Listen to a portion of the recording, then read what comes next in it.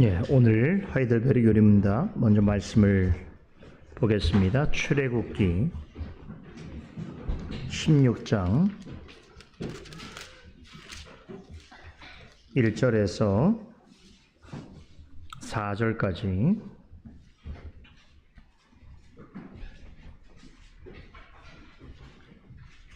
보겠습니다. 16장 1절에서 4절까지입니다.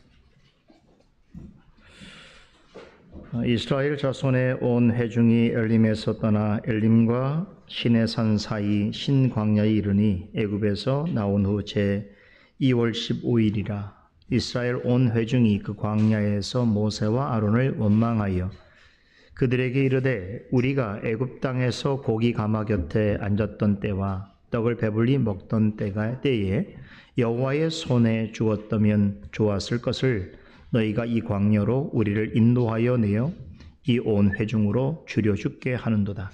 때에 여호와께서 모세에게 이르시되 보라 내가 너희를 위하여 하늘에서 양식을 비같이 내리니 백성이 나가서 일용할 것을 날마다 다 거둘 것이라.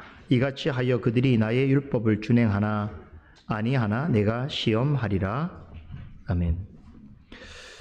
네, 오늘은 하이델베르 요리문답 125문입니다. 50주일 125문 함께 나누겠습니다.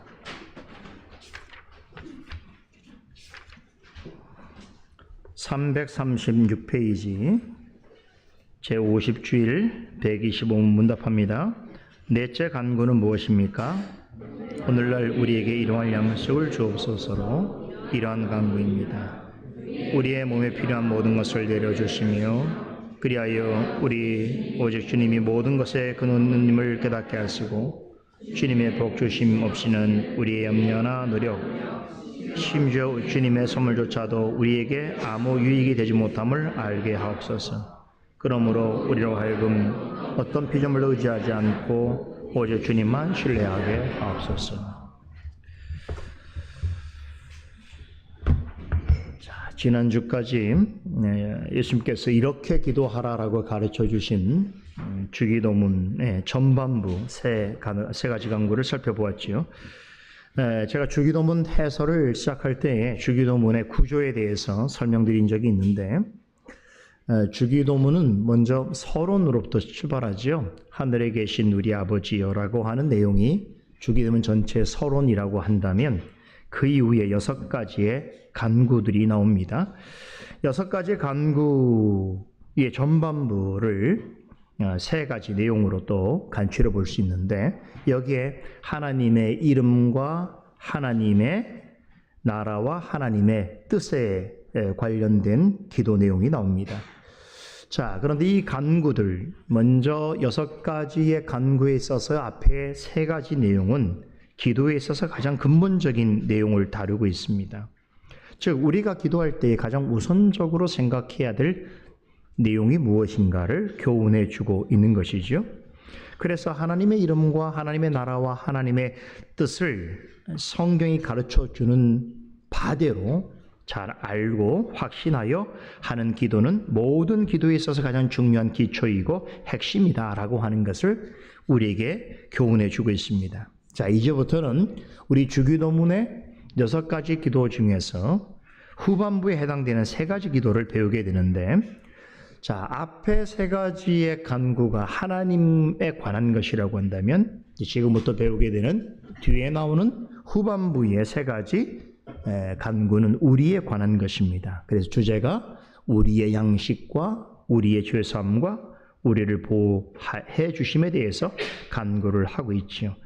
그러니까 후반부 3가지 간구의 내용은 우리의 존재와 삶과 아주 밀접하게 관련되어 있습니다. 다시 말해서 4번째 간구는 우리의 양식을 구하는 것이고 5번째 간구는 우리의 죄사함을 바라는 것이며 마지막 6번째 간구는 시험과 악으로부터 우리를 보호해달라고 하는 간구를 드리는 것입니다. 자, 이 3가지 간구 중에서 어느 한 가지라도 빠진다면 하나님의 백성으로 살아갈 수 없는 것이지요. 자, 우리가 올 초부터 지난주까지죠. 그러니까 한 수개월이 됐는데요. 주기도문의 전반부 세 가지 강구와 관련해서 하이델베르 요리문답이 가르치고 있는 내용을 상세하게 공부해 왔는데, 자, 그만큼 오랜 시간이 걸렸다라고 하는 것은 다른 의미로 보자면 그만큼 중요하다라는 것이겠죠. 우리는 이 세 가지 간구를 통해서 하나님께 가장 우선적으로 우리가 구해야 할 바가 무엇인지에 대해서 배우게 됐는데, 자, 그런 생각해 보세요. 표면적으로는 우리가 지금 기도를 배우고 있단 말이에요. 그러니까 우리가 기도를 배운다고 할 때는 많은 사람들은 어떤 생각을 먼저 하게 될까요? 이 기도를 배우면 기도를 유창하게 할 수 있나? 이 기도를 배우면 대표 기도를 잘할 수 있을까? 이 기도를 배우면 기도를 오래 할 수 있을까라고 하는 어떤 면에서는 방법론적인 것을 생각해 볼 수 있는데, 우리가 그동안 하이델베르 요리문답을 통해서 주기도문의 기도를 배운 것들은 사실은 기도에 대한 방법론이 아니라 하나님에 대해서 배우고 확신해 가고 있는 시간이라는 거예요. 이게 더 중요합니다. 그죠? 기도를 배우지만 사실은 하나님에 대해서 배우고 확신해 가고 있다는 것이죠. 그래서 전반부에 나오는 세 가지 이 간구는 매우 중요한 것이죠. 우리가 무엇을 기도하든 간에 먼저 생각해야 될 것이 있다는 것이죠. 하나님의 이름, 즉 존재와 하나님의 다스리는 나라와 하나님의 뜻이 중요하다. 이것을 바르게 알고 믿고 확신하여 하는 기도는 하나님께서 들으신다라는 것입니다. 성도들마다 다 처한 상황과 형편이 다르기 때문에 기도하는 이유도 다 다를 수 있습니다. 자, 그러나 어떤 기도를 하더라도 궁극적으로는 하나님의 존재와 하나님의 나라와 하나님의 뜻을 기억하면서 기도하는 것이 매우 중요합니다. 자, 그런데 우리가 하나님의 이름과 하나님의 나라와 하나님의 뜻을 구하면서 이 땅에서 하나님의 백성으로 살아가려고 할 때에 필요한 것이 있습니다. 먼저 우리에게 어떤 것이 필요한가 하면 우리가 생존해야 하는 것이죠. 내가 생존하지 않은데 어떻게 기도할 수 있겠습니까? 그래서 우리에게 필요한 첫 번째 기도의 내용이 우리의 생존과 관련되어 있습니다. 자, 그렇다면 이 땅에서 하나님 백성으로 생존하기 위해서 무엇이 필요한 것인가 라고 할 때에 주기도문의 6가지의 간구 중에 나머지 후반부 3가지 간구는 이 내용을 우리에게 가르쳐 주고 있습니다. 이 땅에서 하나님의 이름과 나라를 위해서 또 하나님의 뜻을 받들어서 살아가는 하나님의 백성이 되려고 한다면 우리 육신의 생존이 보장이 되어야 하는 것이죠. 그러려면 뭐가 필요할까요? 우리에게 양식이 필요하고 날마다 우리의 죄에 대해서 용서받는 죄의 사함이 필요하고 또 마귀가 주는 시험과 타락한 세상의 죄악과 세상살이의 온갖 어려움으로부터 보호받아야 될 필요가 있는 것이죠. 이렇게 일용할 양식과 죄의 사함과 보호는 이 땅에 하나님의 백성으로 살아가는 성도들에게서 반드시 있어야 하는데 이것들 중에 어느 것 하나를 빠져도 확보되지 못한다고 한다면 하나님의 백성으로서의 삶을 살아가기가 어렵다는 것입니다. 그런 점에서 지금부터 배우게 되는 주기도문의 6가지 간구 중에 나머지 3가지 간구는 하나님의 백성으로서의 자태와 특징을 드러내는 기도라고 할 수 있는 것입니다. 자, 그 첫 번째 내용이 우리 양식을 구하는 것인데 이런 질문을 혹자가 할 수 있겠죠? 무엇을 먹는 게 그렇게 중요하냐? 먹을 것을 위해서 간구한다는 것은 또 교회를 다니지 않는 사람 누구든지 생각할 수 있는 것이 아닌가라고 묻습니다. 그렇죠? 어떤 사람을 막론하고 양식이 없으면 고통을 느낄 수밖에 없는 것이고 또 양식을 구하게 되는 것이고 또 양식을 오랫동안 먹지 못하게 되면 질병에 걸리거나 굶어 죽게 되는 것이죠. 그만큼 양식은 인간 생존을 위해서 가장 중요하고 기묘한 수단인 것이죠. 양식을 얻는 일이 결코 쉽거나 간단치 않다는 것이 우리의 삶을 통하여 우리가 매일같이 경험하는 것이죠. 지난 6일 동안에 우리의 주어진 세상살이에서의 삶이라고 하는 건 다른 말로는 양식을 구하는 것이라고 할 수 있는 것이죠. 여러분, 오늘날까지 인류가 전속할 수 있다는 것은 인간이 무엇을 먹고 또 그 양식이 있기 때문인 것이지요. 인류가 지금까지 수많은 갈등과 또 싸움과 전쟁을 끊임없이 해온 까닭은 여러 가지 거창한 이유들이 있겠습니다만 쉽게 한마디로 얘기하면 먹을 것을 얻기 위해서, 먹을 것을, 자기 민족에 먹을 것을 얻자니 다른 나라를 침략하는 것이고, 그죠? 먹을 것을 많이 확보하자니 경제 싸움이 일어나게 되는 것이죠. 자, 그런 점에 있어서 양식을 구하는 일은 개인뿐만 아니라 나라, 민족에 있어서도 대단히 중요한 주제가 되는 것이죠. 그런데 아까 질문했듯이 어떤 사람들은 양식을 구하는 것은 누구나 중요하게 여기고 이런 기도는 하나님을 믿지 않는 사람도 하는 것이 아니냐라고 물을 수 있는데, 특별히 예수님께서 주기도문을 통해서 우리에게 가르쳐 주시는 양식을 위한 기도는 하나님을 알지 못하는 사람은 할 수 없는 기도라는 거예요. 이 기도는 오직 하나님을 나의 아버지라고 믿고 고백하는 사람만이 할 수 있는 기도입니다. 그래서 갈라디아서 4장 6절에 보게 되면 우리가 하나님을 진정으로 아버지라고, 요즘 한글 성경에는 아빠라는 표현을 쓰더라고요. 아빠, 아버지라고 부를 수 있게 된 것은 그리스도의 영이신 성령께서 우리 마음 가운데 계시기 때문이다라고 설명합니다. 즉 우리가 하나님을 향하여 하나님 아버지 우리의 필요한 양식을 주옵소서라고 기도할 수 있는 것은 하나님의 영이신 성령이 우리에게 계시기 때문이라는 거예요. 그러니까 모든 사람에게 양식이 중요하지만 예수 그리스도께서 이렇게 기도하라고 말씀하시면서 가르쳐 주신 양식을 구하는 기도는 아무나 할 수 있는 기도가 아니고 오직 그리스도의 영이신 성령께서 함께 하셔서 하나님을 아버지라고 인정하고 부르고 믿을 수 있는 사람만 할 수 있는 기도라는 것이죠. 여러분, 하나님께 이런 양식을 구하고 또 우리에게 나타나는 죄를 용서해 달라고 기도하고 우리를 시험에 들지 않도록, 죄악에 빠지지 않도록 간구할 수 있는 사람은 이 세상 가운데 오직 하나님의 자녀와 백성밖에 없습니다. 그래서 이 세 가지 기도는 이 땅에서 하나님 나라의 백성으로 살아가는 데 있어서 반드시 성도들에게 필요한 것이다 라는 것입니다.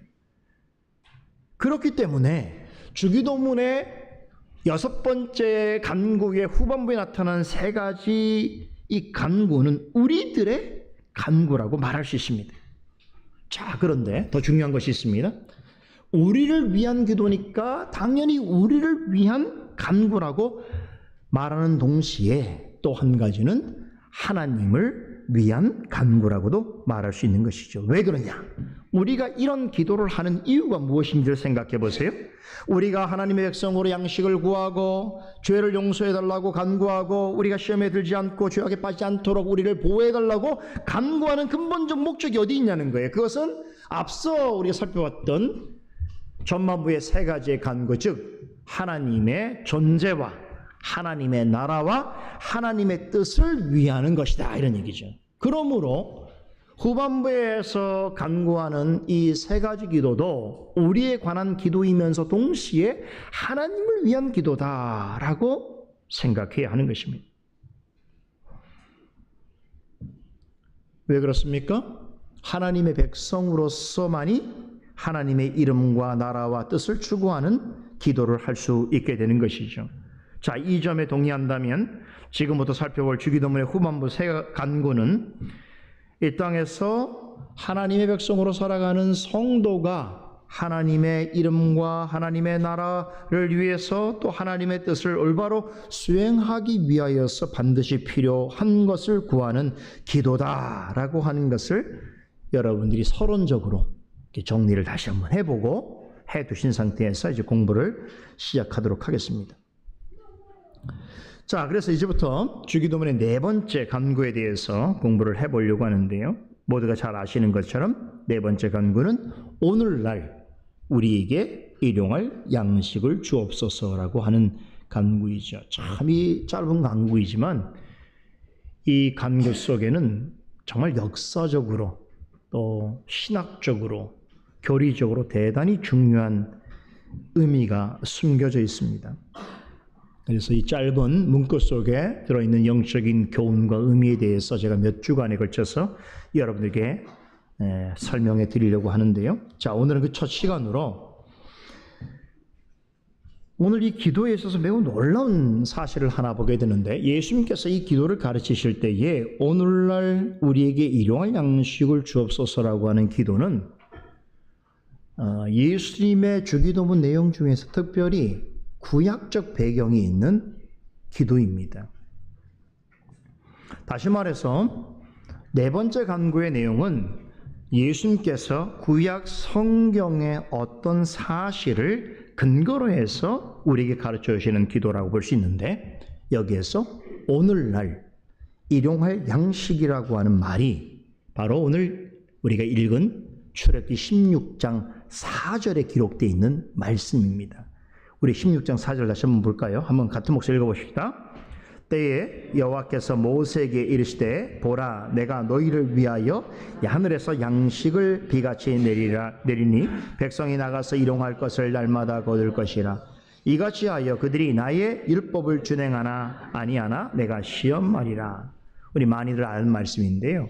그런데 이 말씀이 주기도문의 네 번째 간구의 근거가 되는 말씀이라고 하는 것을 아는 분들은 그리 많지 않습니다. 오늘부터 하시면 되는 거예요. 그죠? 주일날 기쁘지 않으세요? 오셔서 뭔가는 배워가잖아요. 그죠? 우리 일상에서는 뭔가를 날마다 배우기가 쉽지 않은데 주일날 와서 뭔가를 늘 배울 수 있다는 것은 큰 은혜요 복인데, 그럴 때 우리는 내가 나를 돌아보면서 내가 많이 아는 자가 아니구나. 알았다고도 잊어버리고 망각하고 또 기억지 못하는 것을 또 주의를 통해서 늘 배우게 되는구나, 이렇게 생각을 하셔야 되겠죠. 자, 이 말씀은 배경이 어디입니까? 이스라엘 백성이 이제 출애굽할 때의 역사적 배경을 가지고 있는 말씀이죠. 우리 모두가 잘 아는 것처럼 이스라엘 백성은 출애굽을 해서 40년 동안 광야 여정길을 헤매다가 결국 하나님이 약속하신 가나안 땅으로 들어가게 되는데요. 자, 그런데 이 40년간의 광야 생활 중에 하나님께서 이스라엘 백성들을 위해서 특별한 양식으로 주신 것이 있죠. 그게 뭡니까? 만나입니다. 자, 여러분 그때 상황을 한번 돌아가 볼까요? 당시에 이스라엘 백성들이 출애굽할 때의 인구수가 얼마인 줄 아세요? 성경에는 60만이라고 기록하고 있어요. 60만이면 남자 장정 숫자가 60만이면 거기에 아내도 있었을 것이고 또 자녀들도 있었을 것이고 부모님도 있었겠지요. 그래서 대략적으로 학자들은 출애굽할 때 이스라엘 백성들의 숫자가 200만에서 250만 정도였을 것이라고 그렇게 추측합니다. 엄청난 숫자지요. 여러분, 이 출애굽이라는 역사가 얼마나 놀라운 일인가 하면 말이죠. 학자들은 출애굽 자체를 부정하는 사람은 없어요. 출애굽은 너무나 분명한 문헌적인 그런 기록들이 남아있기 때문인데, 세계 역사에서 여러분 유례가 없는 가장 많은 사람이 한꺼번에 여러분 인구 이동을 한 역사가 바로 출애굽입니다. 그렇죠? 전문가들에 따르면 이스라엘 백성이 광야를 지나간 거리를 대략 1200km 정도로 계산합니다. 그런데 이 고대 시대에 200만 명이 넘는 이 엄청난 인구수를 지닌 민족이 40년 동안 1200km를 넘는 그 머나먼 길을 행진했다는 거예요. 여러분 사실 이 이벤트 자체가 불가사의한 거예요. 우리 인류 역사 속에서 이런 일은 없어요. 어떤 민족이 어떤 백성들이 다른 나라의 침략 때문에 잠시 많은 수가 어디를 옮겼다가 다시 돌아오곤 했지만 여러분 200만 명이 넘는 인구 수를 가진 민족이 단일 민족이 40년을 넘게 헤매다가 나온 숫자와 동일한 숫자로 그 약속의 땅에 들어갔던 역사는 이건 그 자체가 사실 불가사의한 거예요. 이건 설명이 좀 안 되는 이야기예요. 그거를 이제 성경 출애굽기, 민수기, 신명기에서 자세하게 그 여정을 설명을 해주고 있는 것이죠. 그런데 생각해보면 200만 명이 넘는 이 엄청난 많은 인구수를 가진 민족에게 40년 동안 뭘 먹고 살았겠냐 말이에요. 광야에서 아무것도 재배할 수 없는 상황인데, 그런데 성경에 하나님이 날마다 그들에게 특별한 양식을 보내주셔서 그들이 40년 광야길을 버텨낼 수 있었다고 말씀하는데, 놀라운 것은 이것이 만나인데 만나가 땅에서 재배하는 것이 아니라 하늘에서 보내지는 양식이었다는 거예요. 그래서 이 양식을 가리켜서 하늘의 양식이라고 말하는 것입니다. 정확하게는 언제부터 주어졌냐면 이스라엘 백성이 출애굽을 해서 딱 한 달 정도, 한 달 기간에 시내산 근처에 도달합니다. 왜 시내산에 오게 됐냐면 하나님께서 이스라엘 백성들로 하여금 언약을 맺고 그들에게 약속의 율법 말씀을 주시기 위해서 모세로 하여금 출애굽한 다음에 시내산 근처로 오게 하는데, 그때가 딱 한 달. 그리고 출애굽한 지 한 달이 지난 시점부터 40년이라고 한다면 39년 11개월 동안 이스라엘 백성들에게 매일같이 만나를 하늘에서 내려주셨다는 거예요. 이것도 불가사의한 일이죠. 이런 역사가 없었으면 이스라엘 백성들은 견뎌내지 못했을 텐데, 그 척박하고 메마른 광야를 지나면서 매우 놀라운 사실은 1세대들은 다 죽었잖아요. 그리고 2세대들이 들어가거든요. 여호수아 갈렙을 뺀 1세들은 전부 광야에 죽어요. 그리고 2세대로 구성돼서 올라가는데 놀랍게도 나온 숫자와 들어간 숫자가 똑같습니다. 어떻게 가능했느냐? 광야에서 그들이 만나를 먹고 40년을 살았던 것입니다. 자, 그런데 이렇게 말하면 되게 은혜스러운 얘기일 텐데 여기 한 가지 주목할 점이 있단 말이에요. 하나님께서 이스라엘 백성들에게 나온 지 출애굽한 지 한 달 만에 이제 하늘에서 만나를 내려주시는 이 상황이 은혜로운 상황에서 내려주신 것이 아니고 이스라엘 백성들이 극도로 좋지 않은 상황에서 이 역사가 일어나게 되었다는 것입니다. 자, 이스라엘 백성들은 얼마나 대단한 민족이냐 말이죠. 430년 동안 애굽에서 종살이 하다가 이젠 그들이 못 살겠다고, 힘들다고, 더 이상 못 견디겠다고 날마다 하나님 앞에 간구했을 때 하나님께서 그 음성을 들으셨고 모세를 통해서 이제 그들을 이끌어 내시게 됐는데요. 그런데 이스라엘 백성들 보세요. 출애굽하기 전부터 어떻게 했습니까?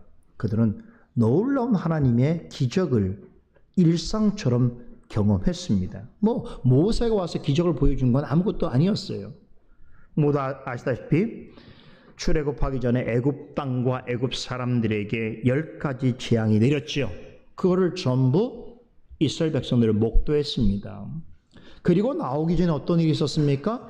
10가지 재앙 중에 마지막 10번째 재앙이 모든 장자들이 죽게 되어지는 것인데, 그들의 문설주에, 문지방에 어린 양의 피를 바른 집의 자녀들은 살고 그렇지 않은 가정의 자녀들은 모조리 죽는 유월절의 이적을 그들은 직접 경험했지요. 자, 그리고 나서 드디어 모세의 인도를 받아서 애굽 땅에 나오게 됐을 때에, 애굽 땅을 떠나게 됐을 때 얼마 지나지 않아서 큰 공경에 빠졌지요.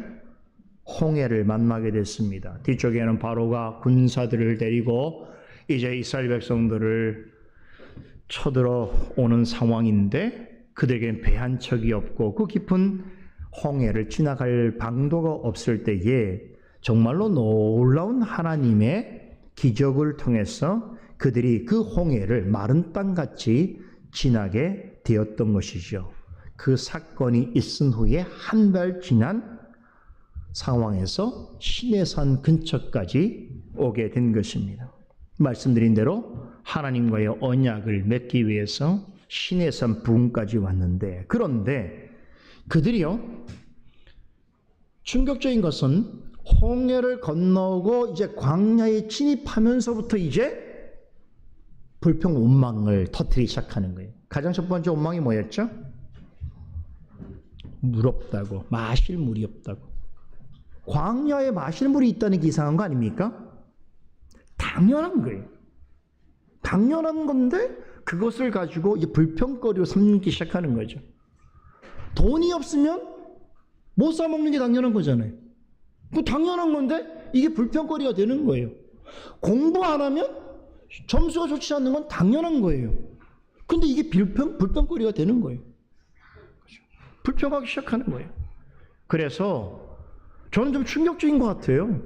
야, 얼마 전까지만 하도 지금 하나님이 그들에게 보여주신 기적은 연속으로 지금 수년 동안 정말로 기적적인 일들을 계속 보고 경험했잖아요.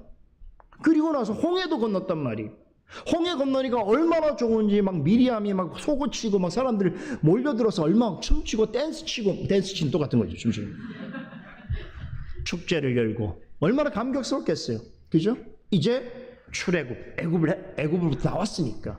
그런데 그 기쁨이 어디 갔는지 얼마 지나지 않아서 이제 광야에서 당연한 일을 가지고 불평거리로 삼기 시작했는데요. 야, 그런데 이제 얼마 지나지 않아서 그 불평은 점점 커집니다. 마치 눈덩이처럼 커지기 시작해요. 한 달 정도 오게 되니까 이제 뭐가 떨어집니까? 먹을 것이 떨어지잖아요. 그때부터는 이제 먹을 것을 가지고 또 불평하기 시작하죠. 더 충격적인 것은 고기를 못 먹는다고 또 불평해요.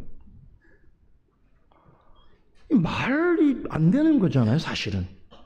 그건 참아내야 되는 거잖아요.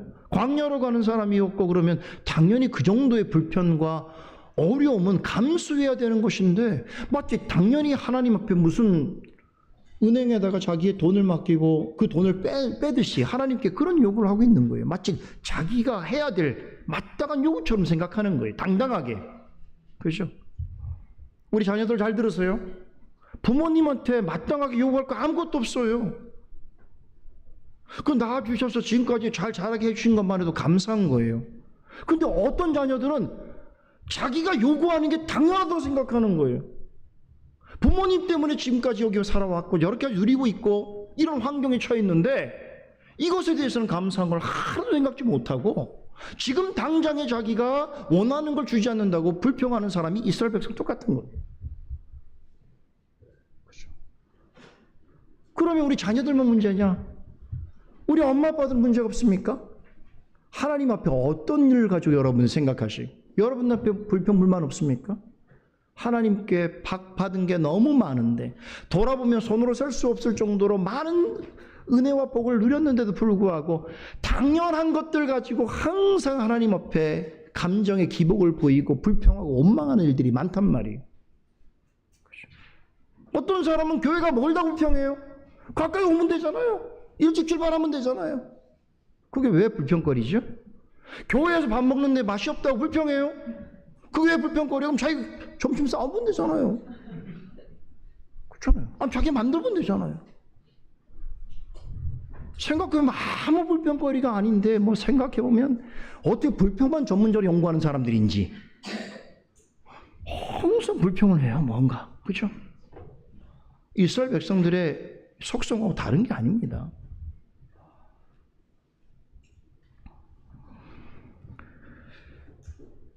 본문 3절부터 이들의 상황이 얼마나 심각한지 이렇게 쓰고 있습니다. 전해줍니다. 그들에게 이르되 우리가 애굽 땅에서 고기 가마 곁에 앉았던 때와 떡을 배불리 먹던 때에 여호와의 손에 죽었다면 좋았을 것을 너희가, 여기 너희 누굽니까?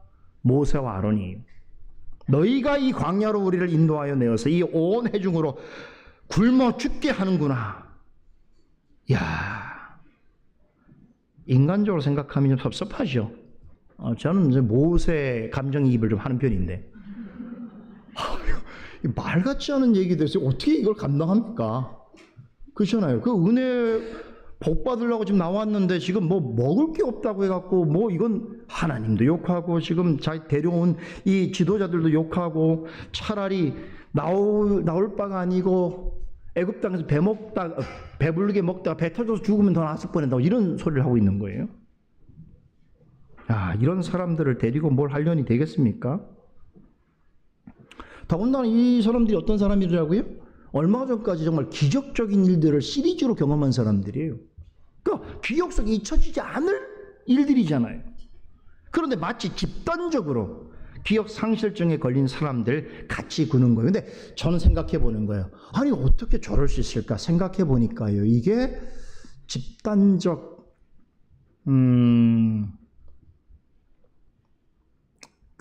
우리 리찬드 리버라고 하는 신학자가 그런 책을 썼어요. 도덕적 개인과 비도덕적 사회. 개인적으로는 사람들이 다 괜찮아요. 우리 집사람도 가끔 얘기하더라고요. 아이들이 가게에 와서 개인적으로 아이들이 착하대요. 네. 그러니까 아이들이 개인적으로 와서는 이거 주세요, 저거 주세요 이런데요. 그런데 자기들끼리 모이면 그때는 막 악마들이 된대요. 그러니까 사회를 구성하면 거기서는 막 이상해지다가 막 자기들끼리 이상한 막 얘기를 하는 거예요. 아이들로서 해서는 안 되는 이야기를 막 하다가 물 마시려고 물 좀 주세요. 개인과 집단의 이 괴리감이 굉장히 큰 거예요. 그러니까 아마 집단적 히스테리가 이런 게 아니었는가. 각 개인적으로는 사람들이 건 괜찮은 듯 하는데 뭔가 집단적인 불만을 터뜨릴 때는 다 마치 자기 얘기처럼 달려드는 것이 아닌가 그런 생각을 하게 되는 거죠. 애굽에서 나온 지 한 달이 채 되지 않았음에도 당장에 먹을 것이 없어서 죽게 되었다면서 모세와 아론을 향해서 이럴 거라면 차라리 애굽 땅에서 배 터지게 먹다가 죽기라도 했으면 더 좋았지 않았겠느냐라고 불평하는 거예요. 그렇게 살 수 있었는데 왜 하필 우리를 이곳에 데려와서 다 여기서 굶게 하느냐. 이런 말 하는 사람 있죠. 그렇게 살면 더 좋았을 뻔했는데. 그죠? 당신을 안 만났으면 더 좋을 뻔했었는데. 이렇게도 말하는 부모들도 있어요. 그 교회를 안 만났으면 더 좋을 뻔했는데. 교회 근처로 이사 안 했으면 더 좋을 뻔했는데. 그죠? 이루어지지 못할 가정을 근거로 해서 악질적인 불평을 쏟아내고 있습니다. 근데 저는 이들의 말도 참 놀랍지만 더 충격적인 것이 있어요. 사실 이들이 늘어놓는 이 불평은 팩트가 아닙니다. 거짓말이에요. 한번 보세요. 이들이 애굽에 있었다면 고기와 떡을 배부르게 먹었을 것이라고 말하는데 여러분 이게 가능한 얘기입니까? 애굽에 있을 때 뭐 했어요 이 사람들이? 종들이었잖아요. 노예였잖아요. 무슨 노예가 고기와 떡을 배불리 먹을 수 있습니까? 이건 엄청난 과장이에요. 있을 수 없는 가정을 근거해서 엄청난 과장을 하고 있는 거예요. 그죠? 또 이들이 광야에서 이처럼 고생하느니 차라리 애굽 땅에 있을 때 여호와의 손에 죽었으면 더 좋았을 뻔한 이 말도 엄청난 거짓말입니다. 왜 그렇습니까? 이스라엘 백성들이 광야 애굽에서 400년 동안 430년 동안 종살이 했을 때에 여러분 어떻게 했다고 성경에 기록되어 있어요? 날마다 하나님께 부르짖었다고 그랬거든요. 그 부르짖음을 하나님께서 들으시고 그들을 구원내시기 위해서 모세를 보낸 건데 지금 뭐라고 말합니까?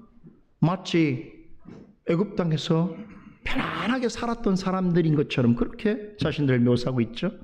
거짓말이죠. 그러니까 사람들이 악하다는 게 이런 거예요. 자기의 어떤 지금 상황을 자기가 얻고자 싶은 어떤 욕망하는 것을 강하게 어필하기 위해서 사실을 왜곡하고 없는 것을 과장하거든요. 그러니까 감정이 과잉적으로 나타나는 것이고 목소리가 높아지는 것이 차분하게 생각하지 않아요. 신중하게 돌아보지 않아요. 집단적일 때 이럴 수 있습니다.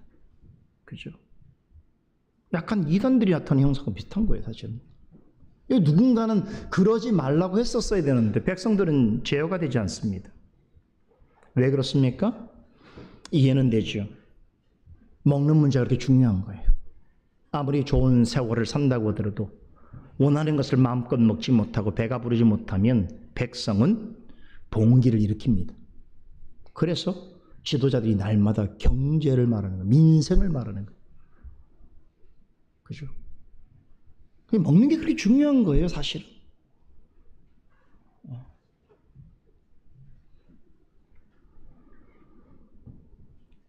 오늘날 우리가 믿음을 가졌다고 하는 사람들 중에서도 이 이스라엘 백성들하고 비슷한 행동을 하는 이들이 있습니다. 지금까지 하나님께서 자신을 살리시고 인도하신 복 주신 은혜는 생각지 못하고 기억 못하죠. 기억 상실증에 빠졌죠. 그런데 늘 먹고 마시고 입고 하는 생존과 관련된 일로 인해서 그것을 핑계로 하나님 앞에 이런 행동을 한다는 거죠. 알고 보면 그런 것들은 하나님이 주시지 않아서라기보다는 자신의 능력이 부족하기 때문일 수도 있고 지혜롭지 않을 수 있기 때문이기도 하고 또 자신과 뿐만 아니라 모든 사람이 어려움에 있기 때문이기도 하고 그렇잖아요. 그런데 그것을 하나님께 마치 원망과 불평거리로 삼는다는 것은 이들이 얼마나 영적으로 심각한 수준이 있는가를 확인해 보게 되는 것이죠.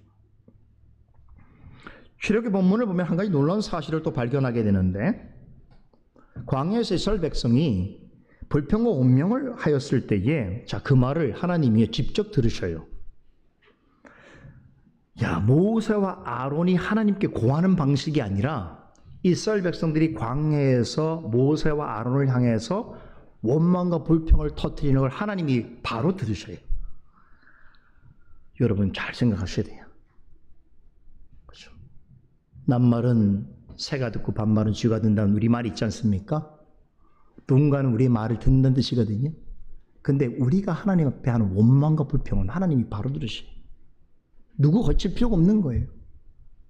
그게 매우 중요한 문제입니다. 왜냐하면 자기 자신이 하나님 앞에 은혜 받은 것들을 전부 거부하고 은혜 주시는 하나님을 원망의 대상으로 삼는 것만큼 여러분 불효가 어디 있겠습니까? 그런 자가 어떻게 하나님을 아버지라고 말할 수 있겠냔 말이죠. 하나님은 다 들으십니다. 그러니까 이스라엘 백성이 모세와 아론을 향해서 쏟아내는 불평과 온명은 즉 하나님을 향한 것이었다고 하나님 판단하시는 거예요. 그런데 놀라운 사실은 당장에 하나님께서 그들을 벌하시거나 멸하실 수 있었음에도 불구하고 그리하지 않으셨다는 것이 그리고 그들의 원망과 불평에 귀를 기울이셨던 것이죠.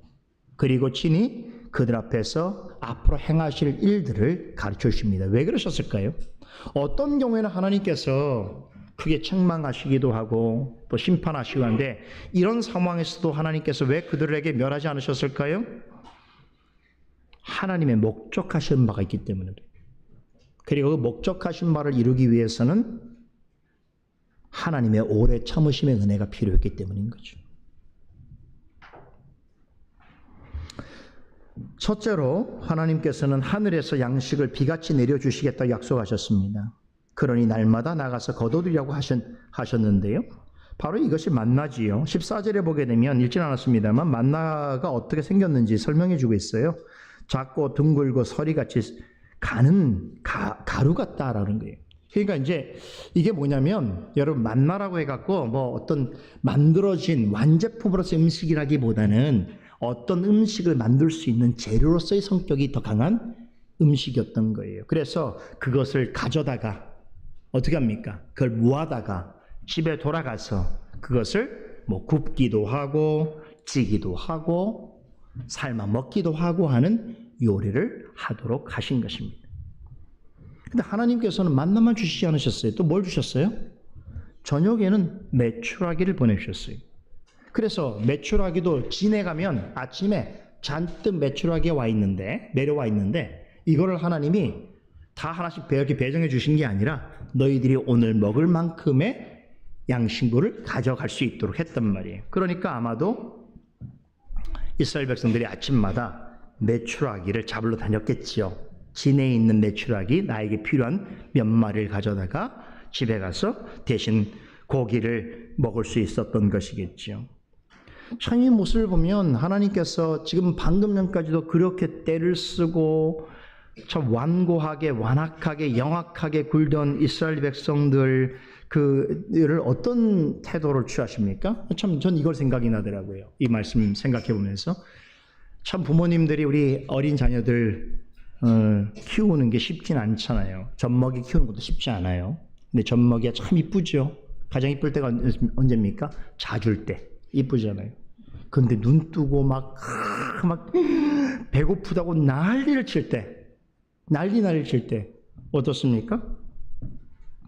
네. 그런데 엄마는 되게 피곤하고 힘들고 그런데 젖 물리거든요. 그죠? 그러면 막 허겁지겁 막 젖을 빨아먹지요. 마치 이 모습이 그런 모습 같아요. 방금 전에 그렇게 젖먹이처럼 행동하고 하나님 앞에 완악하게 굴던 자들에게 하나님께서 그 입에 젖을 물려주신 것이 이스라엘 백성들에게 원하는 빵과 고기를 제공해 주셨습니다. 철없는 아이처럼 이스라엘 백성이 육체의 본성에 따라서 행동했지만 하나님께서는 날마다 일용할 양식을 베풀어 주셨습니다. 왜 그러셨을까요? 하나님께서는 보다 큰 목적을 가지고 계셨기 때문이죠. 그 목적이 뭐냐면 12절 보십시다. 우리 12절 한번 읽어볼까요? 함께 읽어보겠습니다. 내가 이스라엘 자손의 원망함을 들었노라. 그들에게 고하여 이르기를 내가 해줄 때에는 고기를 먹고 아침에는 떡으로 배부르니 나는 여호와 너희의 하나님인 줄을 알리라 하라 하시니라.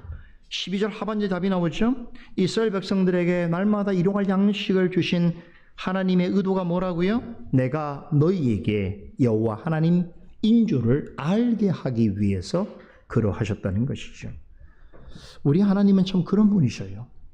우리가 하나님에 대해서 무지하거나 또 교만해서 하나님을 막 함부로 대할 때가 있지요. 그럴 때 하나님께서 우리에게 어떤 방식으로든지 하나님이 나의 하나님이 되신다는 것을 가르쳐 주셔요. 그죠? 조금 지혜로운 사람이고 생각을 할 줄 아는 사람이라면 하나님이 조금만 말씀하셔도 금방 귀담아 듣겠지만 완악한 마음을 가지고 있는 사람은 하나님께서 내가 너의 하나님이라는 사실을 말씀하셔도 듣지 않습니다. 자녀도 마찬가지예요. 자녀의 마음이 완악해 있을 때는 부모가 아무리 올바른 이야기를 해도 듣지 않습니다. 그죠? 그렇게 안 듣다 보면 어떻게 됩니까? 나중에 시간이 흘러서 후회가 커지게 되죠. 그죠? 하나님은 이스라엘 백성들이 얼마 전에 행하신 그런 은혜조차 기억지 못하고 불평하고 원망하는 중대한 반역을 행했음에도 불구하고 이 불미스러운 사건마저도 협력하여 선을 이루시는 일로 삼으시는데 이 사건으로 이스라엘 백성들에게 하나님께서는 그들의 하나님이 되신다는 것을 증거하는 계기로 삼으십니다. 이스라엘 백성을 애굽에서 불러내시기 전부터 하나님은 그들과 그들의 후손을 향해서 원대하고 구체적인 구원 계획을 가지고 계셨죠. 그것을 이루실 수 있는 분은 오직 하나님밖에 없습니다. 그것을 증명해 내시기 위해서 광야로 인도하셨는데 그런데 그들이 입으로 말로 반역하는 그런 상황 속에서도 그들에게 하나님이심을 나타내시기 위해서 일용할 양식을 베풀어 주셨습니다. 여러분, 광야에서 이스라엘 백성들에게 만나를 주셨던 것은 이스라엘 백성들의 생존은 오직 하나님의 손안에 있음을 시사하는 강력한 증거였던 것이지요. 바로 이 점에서 주기도문의 네 번째 간구의 가르침과 연결되어집니다. 주님께서는 네 번째 간구를 통해서 이 땅에서 하나님의 백성으로서 생존하기 위해서는 하나님께 날마다 일용할 양식을 구하라고 강조하십니다. 이것을 가르치시는 이유를 기억하세요. 이것은 우리의 생존이 중요해서가 아닙니다. 여러분, 더 정확하게는 그 일을 통하여 우리의 생존을 지키시는, 우리의 생명이 하나님의 손안에 있음을 깨달아 알게 하시는 게 더 중요한 거예요. 이 목적이 더 중요한 거예요. 그러니까 우리가 배고파서 그런 상황에서 죽더라도 사실은 하나님께 책임이 없는 것임에도 불구하고 우리가 하나님을 향하여 하는 원망과 불평을 하나님께서는 무엇으로 어떤 계기로 삼으시냐면, 그래, 그러니까 너의 생존과 생명이 내 손에 있는 거야. 그러니까 내가 너의 하나님이 되어주는 거야 라고 하는 것을 깨달아 알게 하시는 것이죠. 바로 이 이유 때문에 예수님께서는 네 번째 간구를 언급하시면서 오늘 본문에 나온 출애굽기에 나온 만나 사건을 떠올리신 것입니다. 만나를 주신 것은 아무리 사람이 극한 상황 가운데 있을지라도 하나님의 은혜를 잊기만 한다면 영육간에 강건하고 기쁘고 감사하게 살아갈 수 있다는 것을 가장 극적으로 드라마틱하게 보여주는 사건이 광야에서의 만나를 주신 사건이기 때문이죠. 그런데 여러분, 만나는 육적인 양식만을 의미하지 않습니다. 영혼의 양식을 가리키기도 합니다. 나중에 모세가 이제 가나안 땅 40년 동안 광야를 지나서 이제 약속의 땅을 바로 앞에 두고, 그 광야 이제 이 요단강을 지나게 되면 약속의 땅에 들어갈 수 있는데, 그 앞에 모압 땅에서 이스라엘 백성들, 지금 40년 동안 함께 왔던 이스라엘 백성들을 앞에 두고 설교를 하지요. 그 내용이 신명기지 않습니까? 그 신명기에 보면 이제 그 40년 기간을 다 지나고 나서 비로소 40년 동안 그들에게 날마다 일용할 양식을 허락하신 하나님의 의도가 무엇인지를 해석해 줍니다. 그 내용이 우리가 잘 아는 신명기 8장 3절에 나오지요. 만나를 내게 먹이신 것은 사람은 떡으로만 사는 것이 아니요 여호와의 입에서 나오는 모든 말씀으로 사는 줄을 내가 알게 하려 하심이니라. 그러니까 광야에서 40년 동안 만나를 주신 건 단지 그들의 육신적인 생명을 보존하는 목적에만 있었다는 것이 결코 아니라는 거죠. 그것을 가지고 하나님이 더 중요한 것을 가르쳐 주시려고 했다는 것이죠. 그게 뭡니까? 사람의 진짜 생명은, 진짜 영혼은 떡으로 사는 것이 아니라 하나님의 말씀으로 사는 것임을 알게 해주기 위해서였다는 것이죠. 이 말씀에 근거하면 우리에게 일용할 양식을 주시라고 우리가 하는 그런 간구는 우리의 육신에 필요한 것만을 구하는 기도가 아니라는 것을 알 수 있습니다. 여러분, 사람은 육체와 영혼을 가진 존재입니다. 육체도 중요하지만 영혼이 더 중요합니다. 육체를 위해서 필요한 양식이 있다면 영혼을 위해서도 필요한 양식이 있다는 것을 우리 인정해야 됩니다. 그게 뭡니까? 바로 하나님의 말씀이지요. 하나님께 육신적인 삶을 위해서 일용할 양식을 구하는 사람이라면 자신의 영혼을 위하여서, 영적인 삶을 위하여서 하늘의 양식도 구해야 하는 것입니다. 이것을 가르쳐 주시기 위해서 하나님께서는 광야에서 땅에서 나지 않는 하늘에서 양식을 보내어 주신 것입니다. 참, 이 부분에서 다시 보니 창세기 강설에서 제가 여러 차례 오늘 말씀했던 한 단어를 생각하게 되는 거예요. 땅에서 나는 것을 먹는 것이 아니라 하늘에 주시는 것을 양식으로 사는 삶, 그런 존재 누구입니까? 사람이지요. 하나님이 사람을 그래서 만드신 거예요. 그 사람을 뭐라고 했습니까? 헬라어로 안드로포스라고 했지. 안드로포스가 뭔 뜻이라고 했습니까? 얼굴을 위로 드는 자. 다시 말하면 하늘을 들어 영혼을 사모하는 자, 얼굴을 들어 하나님을 바라보고 의지하는 자, 그게 바로 사람인 것이에요. 이 얘기는 왜 사람이 하늘을 바라봐야 할까요? 사람은 땅에 있는 것만으로 살 수 없기 때문입니다. 육체적 삶은 땅에서 나는 것으로 먹고 살 수 있습니다. 그러나 육체보다 중요한 영혼은 땅에 나는 것으로서는 먹고 살 수 없습니다. 오직 하나님의 말씀으로만 그 영혼은 살 수 있기 때문에 사람으로 하여금 하나님의 말씀을 들을 때 귀를 땅에다 두지 않고 얼굴을 들어 하늘을 바라보게 하셨잖아요. 그 일을 할 수 있도록 마음에 믿음을 심어주셨잖아요.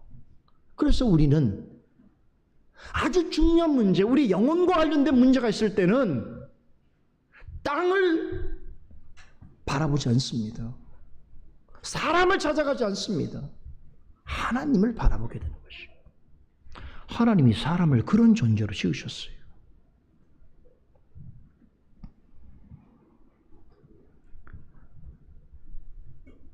참 놀랍죠? 사람의 육체는 뭘로 만드셨다고 그랬습니까? 흙은 땅의 거잖아요. 땅에서 나는 것을 육체는 만들었는데 그 육체를 가진 자에게 하나님께서 생기를 불어넣어서 살아있는 영혼을 가진 존재가 되게 하셔서 똑같이 그로 만들어진 동물들은 이 땅에 살아가는 존재로서만 의미가 있는데 오직 그 피조물 가운데 흙으로 만들어진 피조물 가운데 사람만큼은 땅에서 나는 것으로 만족하지 않고 그 마음과 영혼을 하늘을 향하여 바라보고 사는 자로 만드셨다는 거예요. 여기에 인간 창조의 독특성이 있습니다. 그런데 세상 사람도 어떻습니까? 우리도 한 주간의 삶을 살 때 어떻습니까? 한 번도 하늘을 본 적이 없어요. 저 하늘을 말하는 게 아니잖아요. 오래 아름다운 창공을 말하는 게 아니에요. 믿음의 눈으로 하나님을 바라보지 않는다는 거예요. 늘 날마다 우리의 삶의 모든 관심과 안목이 다 땅에 있는 것에 가 있을 때 하나님의 백성은 영혼이 피폐해져요. 불쌍해집니다. 초췌해져요. 심지어는 더럽고 추해집니다. 어떻게 한 주간에 그 많은 시간 동안 믿음의 눈으로 하나님을 한 번도 바라보지 않고 그저 세상에 있는 것들만 관심을 갖고 쫓다가 보니까 주일이 오는 게 두려운 거고 주일이 너무 빨리 와. 좋은 의미에서 말고. 왜 빨리 오는 게 걱정됩니까? 쉬어야 되는데 쉬질 못해. 또 가서 사람들 만나서 뭐 이렇게 지내니까 너무 부담스러워. 그죠? 그러니까 또 어떤 데는 그놈의 교회 이렇게 말을 해요. 주님의 교회를. 그놈의 목사, 그놈의 이렇게 한단 말이에요. 자기도 모르게.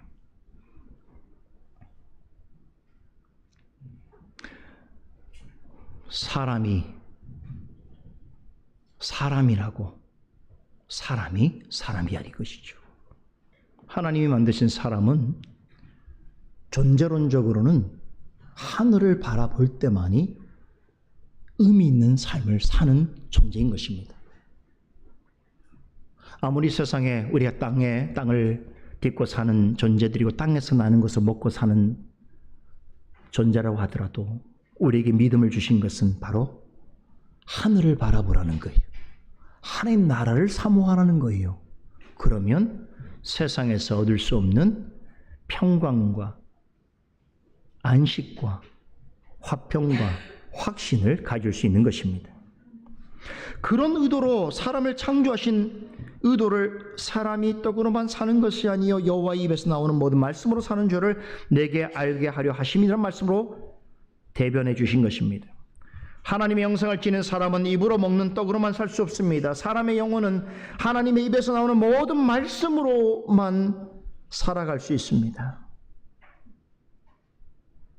여러분, 오늘 아침에 제가 창세기 강설 시간에 말씀드렸죠. 선악을 알게 하는 나무를 만드신 이유를 말씀드리면서 그 선과 악을 아는 게 되게 중요하다고 그랬잖아요. 그러니까 선과 악을 어떻게 한다고 그랬습니까? 하나님이 보시는 선과 하나님이 보시는 악을 우리는 이해해야 되는데 뭘로 이해한다고 그랬어요? 하나님의 말씀이 기준이라고 그랬어요. 여러분, 선이 따로 있고 악이 따로 있는 게 아니에요. 어떤 것에 양면이 다 있을 수 있어요. 물질도 어떤 마음으로 사용하면 되게 선한 것이고 똑같은 물질을 어떤 마음으로 사용하면 악한 것이 될 수 있는 거예요. 중요한 건 뭐냐? 하나님의 말씀의 기준에 따라서 그 말씀을 듣고 순종하는 것은 선입니다. 말씀을 거역하고 말씀을 배반하는 건 뭘 해도 악인 것이. 그래서 여러분, 죄라고 하는 것을 히브리 민족은 어떻게 이해하고 있습니까? 큰 관역이 있는데 그 관역으로부터 화살이 벗어나는 게 다 죄라는 거야. 하마르티야, 죄라는 거야.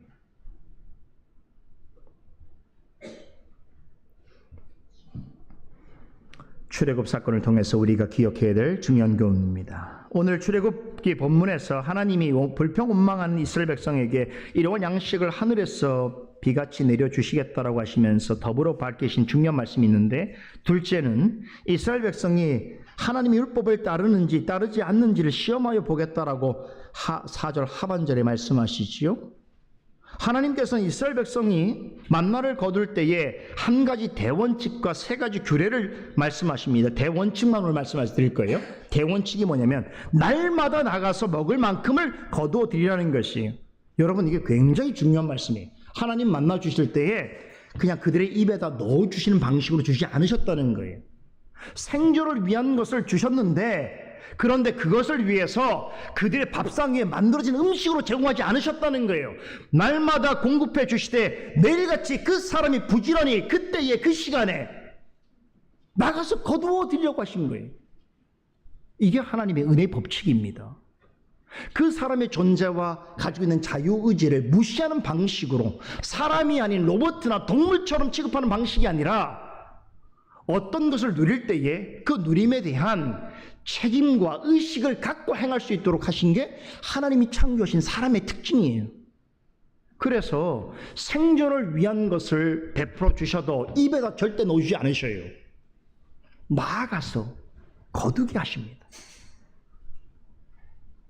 그리고 그것을 직접 가져다가 음식을 만들어 먹도록 하시는 것이, 저녁마다 주신 메추라기도 마찬가지입니다. 정육점에서 잘 파는 잘 손질된 고기로 주시지 아니하고 직접 나가서 메추라기를 잡는 수고한 노력을 통해서 고기를 먹도록 하셨단 말이에요. 오전에 우리가 배웠던 에덴 동산의 삶도 마찬가지였어요. 에덴 동산을 잘못 생각하게 되면 이게 파라다이스인 거라 생각하고 아무것도 안 하고 무의도식하면서 그냥 노는 걸로 생각하지만 그렇지 않습니다. 에덴 동산에서부터 문명과 문화를 이룰 수 있도록 하는 하나님의 사명이 주어졌고, 반드시 그 사명을 이루는 것을 통하여 그 동산이 자신에게 기쁨과 행복이 될 수 있도록 하는 것을 깨닫게 하시는 방식으로 행복을 느끼게 하시는 거예요. 이게 하나님이 정하신 방식입니다.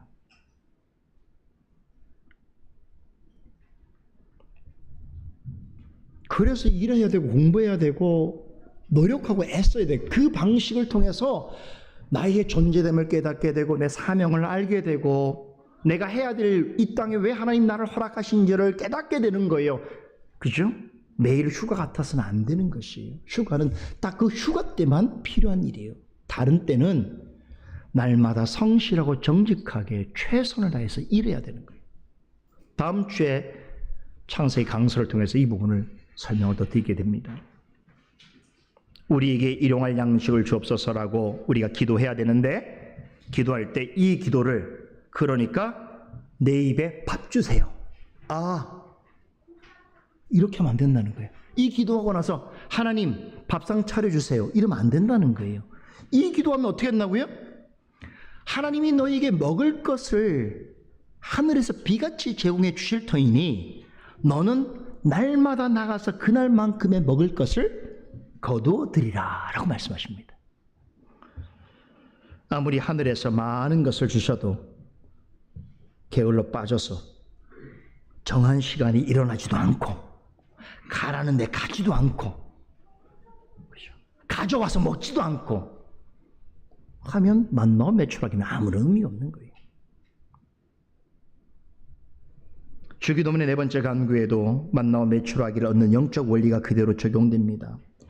영육간에 필요한 일용할 양식을 얻고자 한다면 하나님 양식을 주세요라고 기도만 하면 안 됩니다. 믿음으로 우리에게 일용할 양식을 주시고라고 하는 기도를 하고 나면 어떻게 됩니까? 믿음으로 말씀에 순종해야 됩니다. 하나님 일 주세요. 공부 잘하게 해주세요. 부자 되게 해주세요. 건강 주세요. 말로만 하는 기도는 누구나 다 하는 거예요. 하나님이 이런 기도 듣고 야 그래 네가 원하는 거야? 주지 않으셔요. 여러분 그 기도하시면 믿음으로 그 일을 해야 됩니다. 그죠? 공부 잘하게 해주세요라고 기도하면 어떻게 돼요 우리 자녀들? 공부를 해야 돼요. 그죠? 건강 주세요라고 기도하면 건강하기를 위해서 노력을 해야 돼요. 그게 하나님의 뜻입니다. 즉 하나님이 주시는 좋은 것을 받아 누리기 위해서는 말씀에 따라서 성실하고 정직하고 부지런하게 믿음으로 그 행동에 옮겨야 된다는 것을 얘기하는 거예요.